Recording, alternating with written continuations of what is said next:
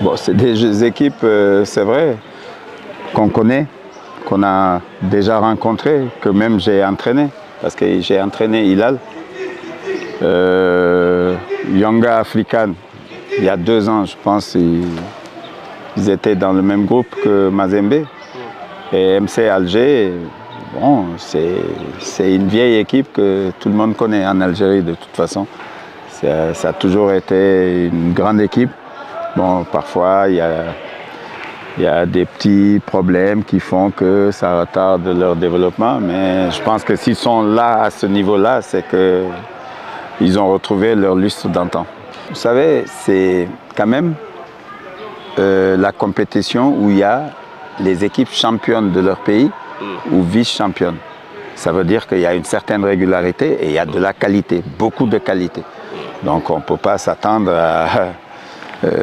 déjà le tour précédent, c'était des matchs compliqués. Plus tu avances, plus ça devient plus compliqué. Et ça ne déroge pas à la règle. Vous savez, l'année dernière, on a commencé à l'extérieur, on avait même perdu et ça ne nous a pas empêché de nous qualifier. Commencer à la maison, ça veut dire tout simplement essayer de faire le plein. Et vous savez, on l'a dit précédemment, c'est des bonnes équipes qui ne vont pas venir ici en victime désignée, bien au contraire. Donc ce sera des matchs âprement disputés parce que les équipes se tiennent plus ou moins. Il y a peut-être Arli qui est loin devant, peut-être, je dis bien peut-être.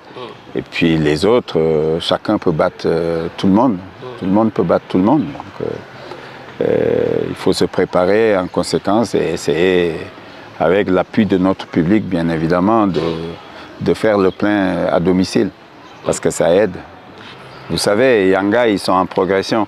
Quand tu regardes Yanga African, il y a 3 ans, et tu les regardes maintenant, ils sont en pleine progression.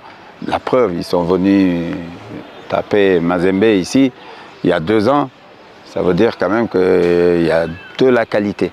Et ils cherchent toujours à aller de l'avant. Hilal, on ne les présente plus parce que, vous savez, dans un passé récent, Hilal faisait partie des top clubs africains. Il y a eu ce qui est arrivé. Bon, ça les a exilés en Mauritanie, mais ils jouent. Par rapport à l'année dernière, ils jouent le championnat mauritanien.